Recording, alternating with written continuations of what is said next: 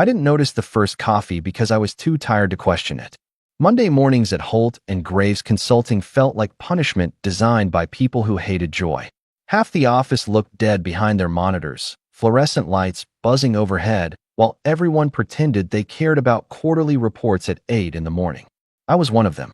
So when I dropped into my chair that morning and saw a hot coffee sitting beside my keyboard, I just assumed I'd forgotten buying it. Which made no sense, because I never forgot coffee. Still half asleep, I took a sip. Exactly how I liked it. Dark roast. 1 sugar. Tiny splash of cream.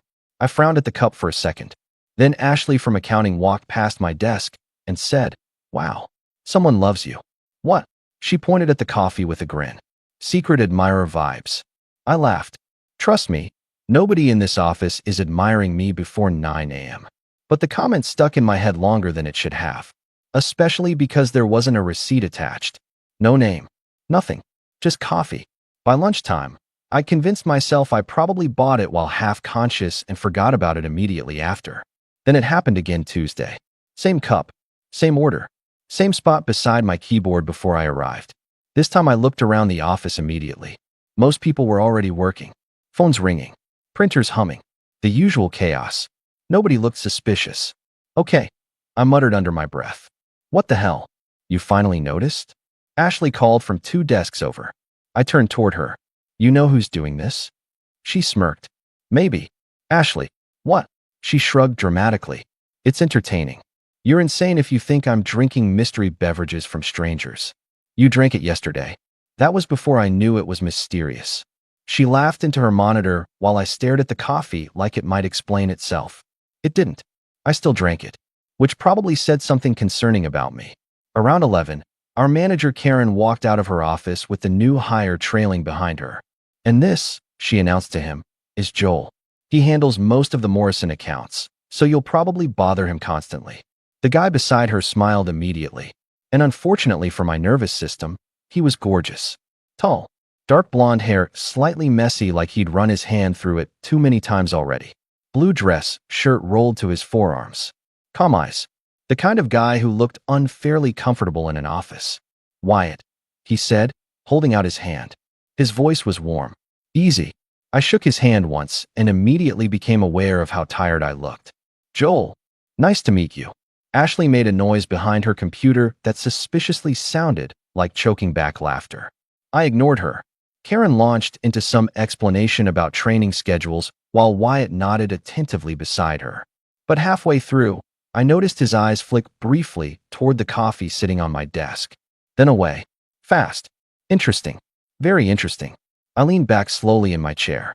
Wyatt kept listening to Karen like nothing happened, but the tips of his ears had turned slightly pink. Oh, you have got to be kidding me." The realization hit me so suddenly I almost laughed out loud. There was no proof, technically, but suddenly the perfectly made coffee. The timing. Ashley acting weird. Wyatt glancing at the cup like it personally betrayed him. Yeah, no chance that was coincidence. Karen finally left him at the empty desk across from mine. "Good luck," she told him. "Joel's only mean before lunch." "That's reassuring," Wyatt replied. I snorted despite myself. Karen disappeared. Silence settled between us for a second while Wyatt logged into his computer. Then, carefully casual, I said, So. I gestured toward my coffee. "You know anything about this?" Wyatt blinked exactly once too slowly. "Nope." Terrible liar. I narrowed my eyes. Really? Ashley made another strangled sound behind her monitor. Wyatt glanced toward her with the expression of a man realizing his accomplice was unreliable. That nearly broke me. "You're new here," I said, "and somehow you already found someone willing to help you commit coffee-based crimes." "I don't know what you're talking about." "MMHM. His mouth twitched slightly. God, that tiny almost smile should not have affected me that much. I looked away first, mostly for self-preservation. "Well," I said, taking another sip, "whoever's doing it has excellent taste." Wyatt's ears turned pink again. Ashley outright laughed this time. And just like that, my normal miserable Tuesday morning became significantly more dangerous. By Thursday morning, the coffee had become a routine, which was the problem, because now I expected it. I hated that I expected it. I walked into the office already looking toward my desk before I could stop myself. And there it was again, hot cup beside my keyboard, steam curling under the fluorescent lights like some annoyingly thoughtful gesture designed specifically to ruin my emotional stability. Same order, same cup, no note. I looked across the room automatically. Wyatt was already there. Of course he was. He sat at his desk with one sleeve rolled higher than the other, staring at his monitor with intense concentration that would have looked believable if his ears weren't pink again. Unbelievable. I dropped into my chair slowly. "Morning," he said without looking at me. "Morning." A beat passed. Then, I said casually, "if this keeps happening, HR might need to get involved." Wyatt finally looked over. "For coffee? For harassment?" His mouth twitched. "Seems serious." "It is serious. Someone keeps learning my preferences." Ashley swiveled around in her chair immediately. "This is my favorite thing that's ever happened here." "Nobody asked you," I told her. "I'm invested now." Wyatt ducked his head slightly, hiding a smile. That stupid smile was becoming a genuine issue. I tried focusing on work after that. Really tried. But Wyatt apparently had the deeply unfair habit of being competent and attractive simultaneously, which should have been illegal in office environments. Karen assigned him to shadow me most of the day, meaning he spent hours beside my desk asking questions in that calm, low voice, while leaning slightly too close to my computer screen. And every single time he thanked me for explaining something, he sounded so sincere it short-circuited my brain a little. It got worse around lunch. Ashley cornered me near the break room refrigerator while I was pretending to care about yogurt options. "So," she whispered dramatically. "So what? You and Wyatt." "There is no me and Wyatt." I shut the fridge harder than necessary. "Ashley, he looks at you like you invented mornings." I nearly choked on air. "What does that even mean?" "It means," she said, stealing one of my chips, "that man is gone already." I rolled my eyes aggressively, mostly because I didn't like how warm my face suddenly felt. "He's just being friendly." "Joel." "What?" "You are 30 seconds away from letting that man ruin your life." That feels dramatic. I'm very experienced with workplace crushes. I opened my mouth to argue, then stopped, because Wyatt had just walked into the break room and smiled immediately when he saw me. Like instinct. Like he couldn't help it. "Oh, that was bad." "Hey," he said. Ashley looked between us with the expression of someone watching reality television unfold in real time. "Hey," I replied carefully. Wyatt grabbed coffee grounds from the cabinet, then glanced toward the cup in my hand. "You liked it?" he asked before clearly realizing he'd exposed himself. Silence. Ashley inhaled so sharply she almost died. I turned slowly toward him. "Interesting question." Wyatt froze. He said carefully, "the coffee." "Right. The mysterious coffee. MHM. Ashley physically walked out of the room because she couldn't contain herself anymore. "Coward." Wyatt rubbed the back of his neck. "Okay, in my defense. So it was you." "I didn't technically say that. You literally just confessed." He looked genuinely horrified with himself, which, unfortunately, made him even more attractive. "Wow," I said softly. "You're actually terrible at secrets." His shoulders dropped slightly in surrender. "Yeah, apparently." I crossed my arms. "Why?" That was the first time all week he lost his easy confidence. Not completely. Just enough. His eyes flicked away briefly before returning to mine. "I don't know," he admitted quietly. That answer caught me off guard. Because it sounded honest. Not smooth. Not rehearsed. Just real. "You don't know why you've been buying me coffee every morning?" "I know why I started," he corrected softly. "And?" He hesitated. "You looked exhausted the first day." I blinked. "That's it." No, a small smile appeared. "But it sounds less embarrassing than the full answer." Something in my chest shifted unpleasantly. Or pleasantly. Unfortunately, both felt similar lately. I leaned back against the counter slightly. "So what's the full answer?" Wyatt looked at me for a second too long, then said quietly, "I noticed you before I even worked here." My stomach dropped. "What?" He laughed nervously now, which was new. "Okay, this sounds creepy when I say it out loud." "A little, yeah. I interviewed here 2 months ago," he explained quickly. "You were arguing with someone on the phone near reception."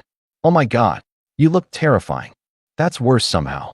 "But then," he continued, smiling slightly now, after the call ended, "the receptionist dropped a folder and you helped her pick everything up while apologizing for yelling." I stared at him. "You remember that? You called yourself an emotionally exhausted raccoon in business casual." My face burned instantly. Oh no, I thought you were funny. I covered my eyes with one hand. Please stop talking. Wyatt laughed quietly. And there it was again, that warmth in his voice that made every interaction feel strangely personal. I didn't think I'd actually get the job, he admitted. Then on my first day I saw you sitting here looking half dead, so you started secretly caffeinating me. Basically, I lowered my hand slowly. He looked nervous now, actually nervous, which changed everything. Because up until that moment, I'd assumed Wyatt was just naturally confident. The kind of guy who flirted effortlessly and never overthought anything. But standing there in the break room, avoiding eye contact while waiting for my reaction, he suddenly looked very human, very real, and dangerously easy to like. I started. He immediately panicked. If it's weird, I can stop. No, I said too quickly. Wyatt looked up again. I cleared my throat. I mean, it's not weird. A pause. Then, you can keep buying me coffee. His smile appeared slowly this time. Soft. Relieved. Good, he said quietly. And for some reason, that single word hit harder than it should have. The problem with office crushes is that they turn you into a completely different person. A weaker person. By the second week, my entire morning mood depended on whether Wyatt had arrived before me. Which was pathetic. I knew it. Ashley knew it. Worst of all, Wyatt definitely knew it. Because every morning now came with coffee and some small interaction that stayed in my head for the rest of the day. You look less dead today. Thanks. I moisturized. Or, you survived Karen's meeting. Barely. I saw my soul leave my body around slide 14. And somehow, every conversation with him felt easy immediately. Like we'd skipped the awkward phase entirely without either of us noticing. That should have scared me more than it did. Instead, I found myself lingering at work later just because Wyatt stayed late too. Which was exactly how I ended up alone with him on a Thursday evening after almost everyone else had gone home. Rain hammered against the office windows while the city outside blurred into gray streaks of light. Half the overhead lights were already off, leaving the room quieter and softer than usual. Wyatt sat across from me reviewing spreadsheets with his sleeves rolled up again, glasses slipping slightly down his nose. Glasses. That felt deeply unfair. You know, I said eventually, staring at my monitor instead of him. I liked you better when you were just mysterious coffee guy. Oh. Wyatt looked up. And now you're becoming a real person. Much less convenient. He smiled slowly. That sounds serious. It is serious. You seemed pretty okay with me earlier when you stole half my fries at lunch. I was hungry. You literally ordered your own fries. I pointed at him accusingly. Yours looked better. That's insane logic. And yet you still let me take them. Wyatt leaned back slightly in his chair, watching me with that soft, amused expression he got sometimes now. It was becoming a problem. Not just because he was attractive. Because he paid attention. Like really paid attention. He remembered things I said casually. He noticed moods before I admitted them. He looked at me like listening was the easiest thing in the world. And I was starting to realize how dangerous that combination actually was. You always stay this late? He asked after a minute. Usually. I shrugged. Less depressing than going home immediately. His expression shifted slightly. You live alone? MHM. You hate it. The question surprised me. I stared at the spreadsheet on my screen for a second before answering. Sometimes. Rain cracked harder against the windows. Wyatt nodded slowly like he understood that answer more than he should. I get that, he admitted quietly. I looked over at him then. For the first time since meeting him, he looked tired. Not physically, just emotionally tired in some deeper way. You okay? I asked. He smiled automatically first. Fake. Then his shoulders relaxed slightly. Yeah, he said. Just weird week. Office weird or life weird? Life weird. Something about the way he said it made me sit up a little straighter. You don't have to tell me, I said carefully. I know. Silence settled between us again. Comfortable silence. Then Wyatt surprised me completely by saying, my ex got engaged. I blinked. Oh, yeah. His eyes stayed on his computer screen while he spoke, voice calm but distant now. Found out yesterday. That's rough. A little. He smiled faintly without humor. Mostly just strange. I didn't know why hearing about Wyatt having an ex bothered me slightly. Not bothered. Just humanized him again, which somehow made things worse. How long were you together? I asked before I could stop myself. 3 years. 3 years. Jesus. That's serious. It was. Something tightened unexpectedly in my chest. Because suddenly Wyatt stopped feeling like harmless workplace flirting. 3 years meant history, love, real things. And for some reason, I hadn't let myself picture him belonging emotionally to anyone before. Which was stupid. Obviously stupid. Wyatt noticed my expression immediately. "What?" he asked softly. "Nothing. Joel." I sighed dramatically. "I just realized you're capable of emotional commitment." He laughed quietly. "That upset you?" "A little." "That's fair." I pointed toward him again. "See? This is exactly the issue." "What is?" "You keep being charming during serious conversations." "That sounds made up." "It's not." Wyatt shook his head, smiling now for real again. Then, after a second, "For what it's worth," he said quietly, "I'm glad I work here now." The room suddenly felt smaller. I looked at him carefully. "Because of the job?" I asked. His eyes met mine immediately. "No." And there it was. Not flirting anymore. Not subtle. Just honest. The air between us shifted so fast, I actually forgot what I was supposed to say next. Wyatt seemed to realize the same thing because his expression softened almost instantly into something nervous, which somehow made my heartbeat even worse. "Sorry," he said quietly. "That sounded intense." It did. I can pretend I meant the health insurance. I laughed despite myself. Good plan. Yeah. Much safer. But neither of us looked away. Rain poured against the windows. The office stayed quiet around us. And for one dangerous second, it felt like the rest of the world had disappeared completely. Then Karen's office door suddenly opened across the room. We both jumped apart like criminals. Karen blinked at us. "Why are you two still here?" Wyatt cleared his throat instantly. "Deadlines." "Right?"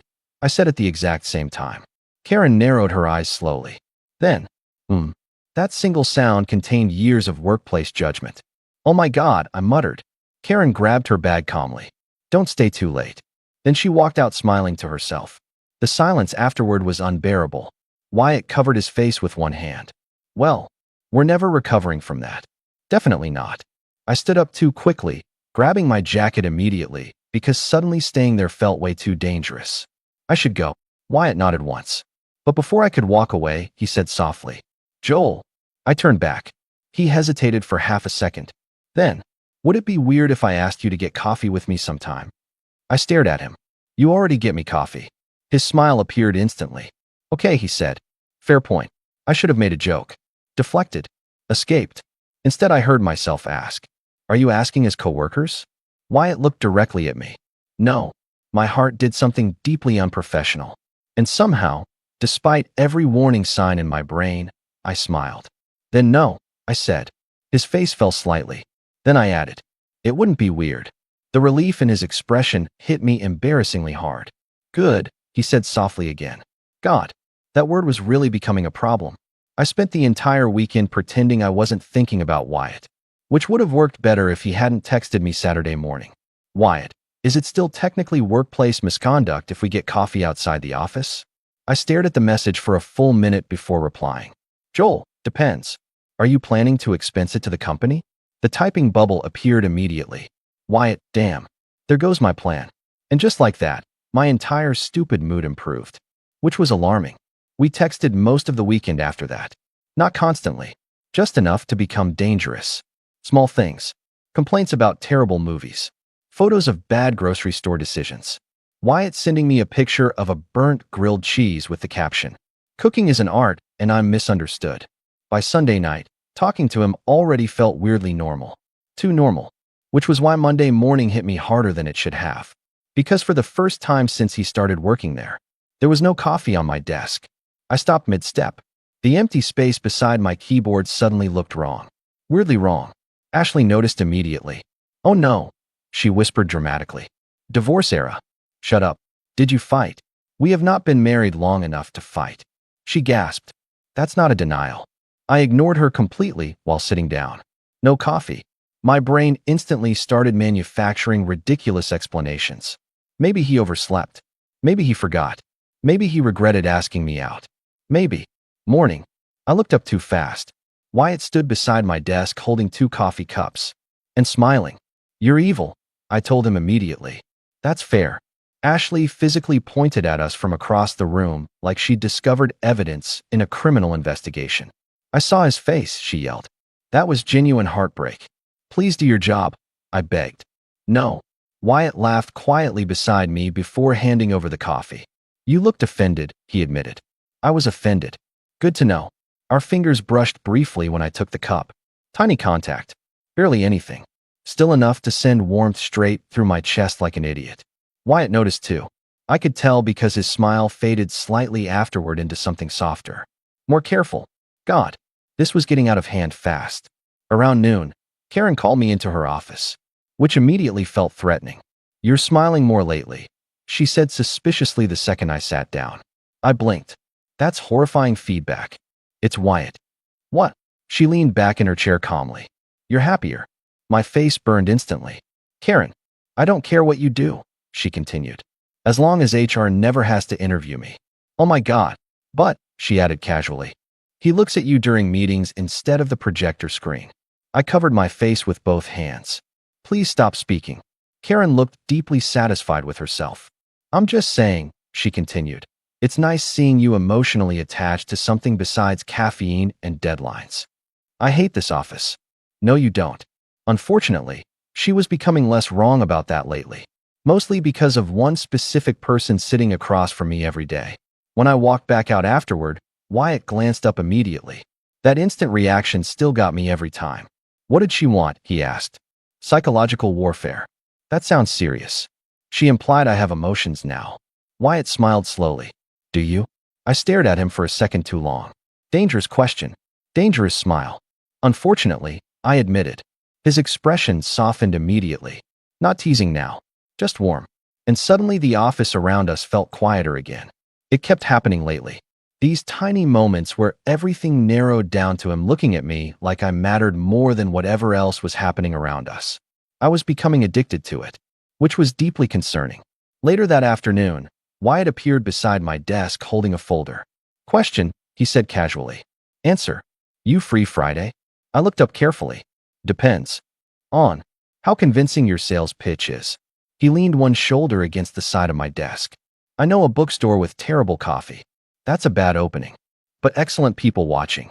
Better. And, he added, smiling slightly now, there's a cat that lives there for some reason. I stared at him. You found my weakness. I had a theory. You researched me? You talk about cats constantly. That's fair. His smile widened a little. And there it was again. That feeling, like talking to him, was becoming the easiest part of my day. Friday works, I said finally. Wyatt's expression shifted immediately. Subtle relief. Like he'd actually been nervous I might say no. Which honestly wrecked me a little. Good, he said softly. Again with that word. I looked back at my computer before my face got any warmer. But I could still feel him smiling beside me for another second before he finally walked away. Ashley rolled her chair toward my desk immediately afterward. You are down catastrophic. I don't know what that means. Yes, you do. I'm choosing peace. You looked at him like he personally invented music. That feels dramatic. You're smiling right now. I immediately stopped smiling. Ashley pointed aggressively. Too late. I saw it. I hated that everyone apparently knew what was happening before I did. Because the truth was, I was starting to look for Wyatt constantly now. Not just in the office. In conversations. In moments. In everything. And every time he smiled at me like I was someone worth noticing, something inside me softened a little more. Friday was a terrible idea. I knew that by noon. By 3, I'd checked my reflection in the bathroom mirror twice, which was humiliating behavior for someone supposedly functioning as a professional adult. Ashley caught me fixing my hair near the sinks and looked delighted. Oh, this is severe. I'm leaving. You're nervous. I'm armed and dangerous. You used product in your hair. I pointed at her threateningly. Say another word, and I'm reporting you to HR. She grinned. For witnessing romance. See, this is why nobody trusts accountants. By 5:30, I was genuinely considering faking my own death instead of going. Which apparently showed on my face because Wyatt glanced over from his desk and asked softly, You okay? No, absolutely not. Fine, I lied. His smile appeared immediately. You look terrified. I regret agreeing to this. That's fair. He stood up slowly, grabbing his jacket. Want to know a secret? What?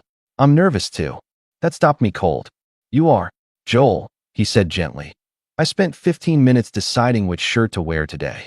I looked down automatically. Blue button up. Sleeves rolled again. Right. That explains several things. Oh, I said intelligently. Wyatt laughed quietly. Yeah. And somehow that helped. Just enough. The bookstore cafe turned out to be exactly the kind of place I secretly loved.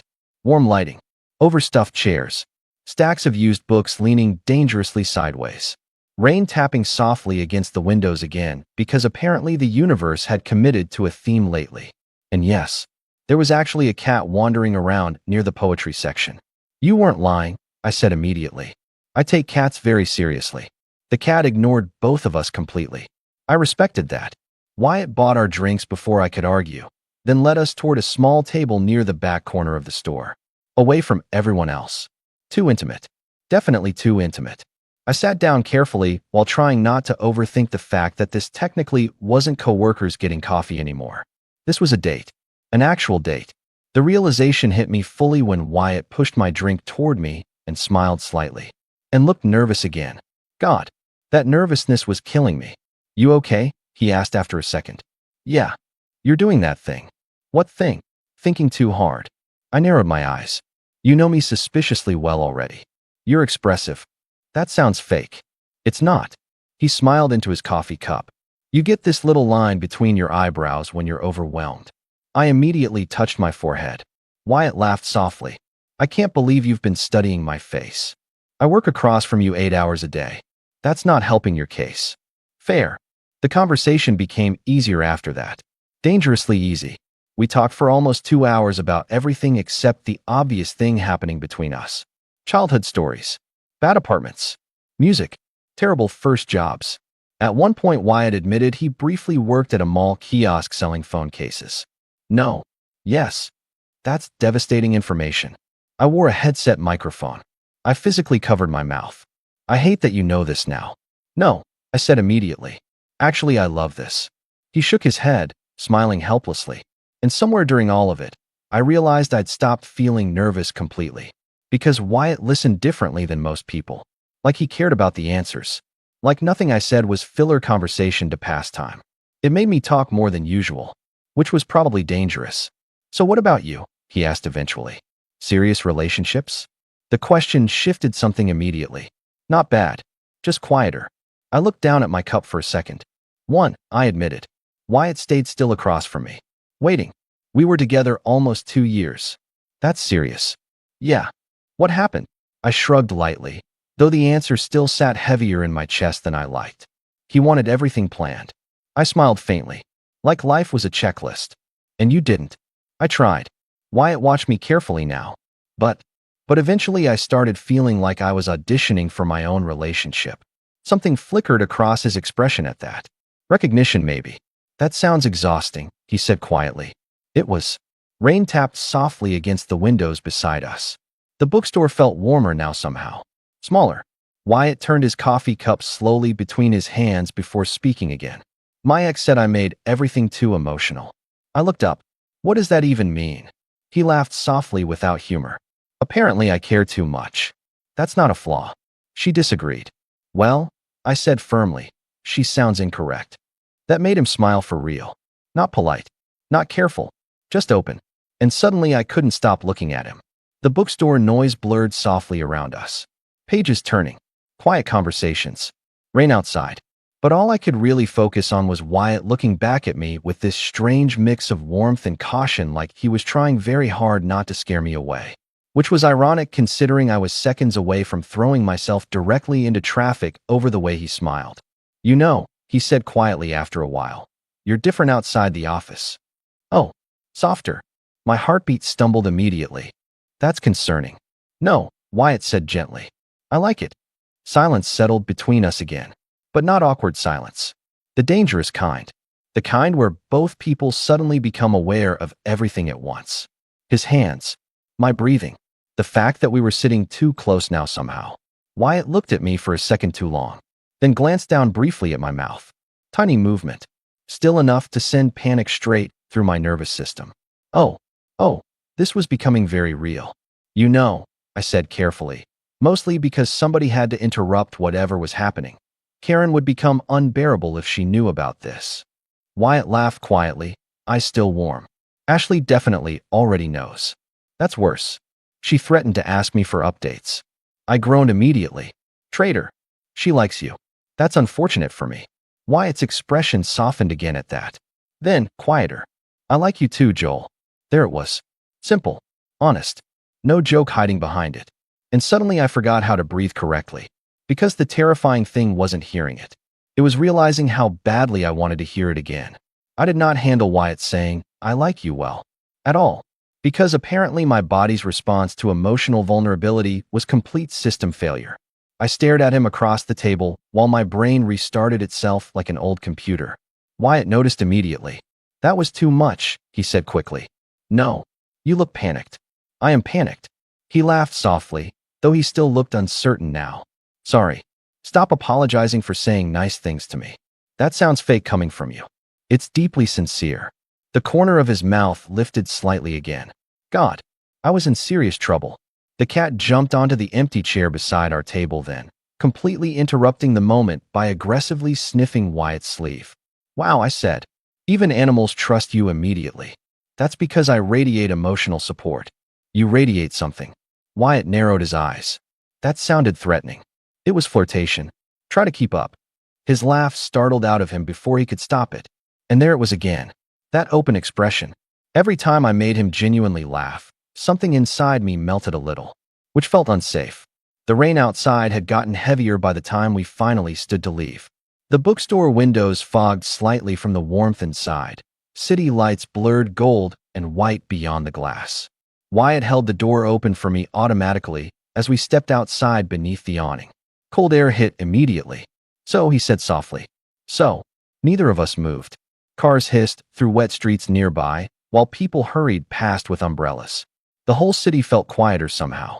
Wyatt shoved his hands into his jacket pockets, suddenly looking nervous again, which I was starting to realize meant he actually cared. I had a really good time tonight, he admitted. My chest tightened embarrassingly fast. Yeah, I said quietly. Me too. Another pause. Then, I want to kiss you, Wyatt said. Direct. Simple. Honest. My heartbeat immediately lost all structural integrity. Oh, I breathed intelligently. Wyatt smiled nervously now. That reaction feels promising. I'm processing. Take your time. The terrifying thing was that I wanted it instantly. Not eventually. Not maybe. Now. And I think Wyatt realized that the second my eyes flicked toward his mouth, because his expression changed immediately. Softer. Warmer. Closer somehow, even before he moved. Joel, he said quietly. I'm trying very hard to be normal about you. That completely destroyed me. I laughed helplessly, looking down for half a second because suddenly everything felt too real. You're failing, I admitted. Yeah, he said softly. I know. When I looked back up, he was already watching me like he'd forgotten there was anyone else in the city. And maybe I had too. I stepped closer first. Tiny movement. Still enough. Wyatt inhaled sharply. You sure? He asked quietly. I nodded once. That was all it took. His hand touched my jaw carefully like he was still giving me space to change my mind. And then he kissed me. Warm. Slow. Careful in a way that somehow made it worse. Or better. Definitely worse for my ability to function afterward. The entire world seemed to go strangely quiet for one impossible second. Rain. Traffic. People passing nearby. Gone. There was only Wyatt. And the terrifying thing was how natural it felt immediately. Like something my body recognized before my brain did. When he pulled back, his forehead rested briefly against mine. Neither of us spoke right away. Then, well, I whispered. Wyatt laughed softly under his breath. Yeah, he murmured. I was absolutely cooked.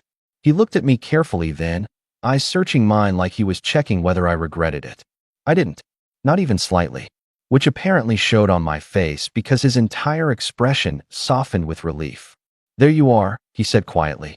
The words hit me straight in the chest. What does that mean? You smile differently when you stop overthinking. I stared at him.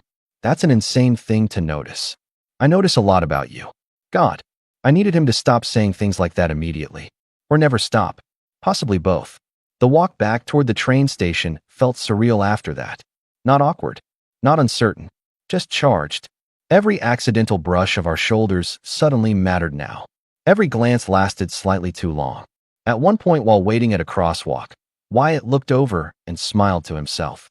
What? I asked. Nothing. That's suspicious. You kissed me, he said lightly. I'm allowed to look pleased about it. Warmth rushed into my face instantly. You are unbearable. You like me. Unfortunately, he sounded very confident about that now. Which was the problem? Because somewhere between mysterious office coffee and standing in the rain kissing outside a bookstore, Wyatt had become something dangerous to me. Someone I was already starting to want in permanent ways. And that realization followed me all the way home. Monday morning after kissing Wyatt felt deeply unrealistic. Like I'd accidentally walked into someone else's life over the weekend. Because now he looked up when I entered the office and smiled immediately like he knew something nobody else did. Which technically he did. And apparently my face gave everything away because Ashley looked between us once and whispered, "Oh my God, stop that," I warned. "You kissed him." I nearly dropped my bag. "Why would you say that so confidently?" "Because," she said calmly, "you look emotionally moisturized." That's not a real phrase. It is now. I sat down aggressively at my desk while trying very hard not to look across the room. Failed instantly. Wyatt was already watching me. Traitorous warmth spread through my chest immediately. He lifted my coffee cup slightly in greeting before setting it beside my keyboard. No note. No teasing. Just that soft expression again. And suddenly the whole office felt too bright. "Morning," he said. His voice sounded different now somehow. Or maybe I was different. "Morning," I replied carefully. Ashley made a dramatic, choking noise into her coffee. Neither of us acknowledged her, which only encouraged her more. By 10:30, functioning normally had become impossible. Not because Wyatt was acting inappropriate. Actually the opposite. He was being careful now. Subtle. No unnecessary touching. No obvious flirting during meetings. Just tiny things. Looking at me first when something funny happened. Saving me the last blueberry muffin from the break room. Quietly asking if I slept okay when nobody else was listening. It was somehow more intimate than flirting. And every small moment kept replaying in my head afterward like my brain had become personally obsessed with him. Which honestly wasn't far from the truth. Around lunch, Karen called Wyatt into her office. Ashley immediately rolled toward my desk. "He's getting fired." "What?" "For workplace seduction. You need hobbies." "She definitely knows." "That's because none of you people know how to behave." Ashley grinned. "You like him so much." I opened my mouth automatically to deny it. Then stopped. Because, oh, the realization hit me hard enough that I actually leaned back in my chair slightly. Not just attraction. Not just excitement. Something deeper. Something terrifyingly sincere. Ashley saw my expression change immediately. "Oh no," she whispered delightedly. "It got worse. I think I'm in trouble." "Emotionally?" "Yes." She looked genuinely pleased for me now, which felt suspicious. Before she could say anything else, Wyatt walked back out of Karen's office carrying paperwork. His eyes found mine instantly. Again, like instinct. God, I was completely done for. Later that evening, most of the office cleared out early because of another storm rolling through the city. Thunder rumbled softly outside while rain streaked against the windows. Wyatt appeared beside my desk around 6. "You staying late?" "Trying to." "That sounds miserable." "It usually is." He hesitated slightly before asking, "Want company?" The answer came too fast. "Yeah." Something warm flickered across his face at that. We worked quietly for almost an hour after that. Comfortable silence. The kind that didn't feel forced anymore. At some point, I realized Wyatt had stopped pretending to focus entirely on his laptop. "You've looked at me like 6 times in the last minute," I said without glancing up. "Only 6. I looked over immediately. Wyatt smiled faintly from across the desk. "You're distracting," he admitted. "That feels like a workplace violation. I'll file paperwork tomorrow." Thunder cracked outside louder this time. The office lights flickered briefly. And without really thinking about it, I said, "You can come over if you want." Silence. My own heartbeat immediately became audible. Wyatt looked genuinely surprised. "You sure?" I nodded once, suddenly nervous now too. "Yeah." His expression softened instantly into something careful and warm and almost disbelieving. "Okay," he said quietly. The drive to my apartment felt strange afterward. Not awkward, just aware. Every pause in conversation carried extra weight now. Every glance lasted too long. And suddenly, I became painfully conscious of what my apartment looked like. Which was humiliating. "It's small," I warned while unlocking the door. Wyatt stepped inside behind me and immediately looked around like I'd invited him somewhere important. "It's nice." "That's generous. You own actual plants." "2 are dying." "Still counts." I laughed softly despite myself while tossing my keys onto the counter. The apartment suddenly felt different with him inside it. Smaller somehow. Warmer. Dangerously domestic. Wyatt wandered slowly toward my bookshelf while I attempted to regain emotional stability near the kitchen. You alphabetized these, he observed. Don't judge me in my own home. I'm impressed. That's worse. He smiled to himself while scanning the shelves. Then paused. You kept this. I looked over. Wyatt held up an old fantasy novel with a cracked spine. Oh my God. I walked over immediately. I haven't read that since college. It's terrible, he said fondly. It's amazing. It's objectively awful. You kissed me willingly, I informed him. Your judgment is compromised. That got him laughing again. Real laughing. And suddenly neither of us were standing very far apart anymore. The apartment went quiet slowly around us. Rain tapping softly against the windows. Thunder distant now. Wyatt looked at me for a long second. Then softer. You know what I realized today? What? I kept waiting to see if last night would feel different in the office. My stomach tightened immediately. And it didn't. His eyes stayed on mine. I still just wanted to look at you all day. Jesus Christ. I actually forgot how to respond for a second. Wyatt noticed immediately. That was too much again. No, I said quietly. No, it wasn't. Something vulnerable flickered across his expression then. Not uncertainty, exactly. Hope. And suddenly the space between us felt very small. I like being here, he admitted softly. You've been here 12 minutes. I know. The terrifying thing was that I understood exactly what he meant anyway. Wyatt stayed until almost midnight. Not because we planned anything dramatic. We just kept talking. That was becoming the dangerous thing about him. Conversation with Wyatt never felt forced. Time around him kept slipping sideways somehow, hours disappearing without either of us noticing. At one point, we ended up sitting on the floor beside my couch eating terrible frozen pizza because I'd forgotten to grocery shop again. You live like this? Wyatt asked, horrified. I survive. This is concerning behavior for a grown man. You literally burned grilled cheese yesterday.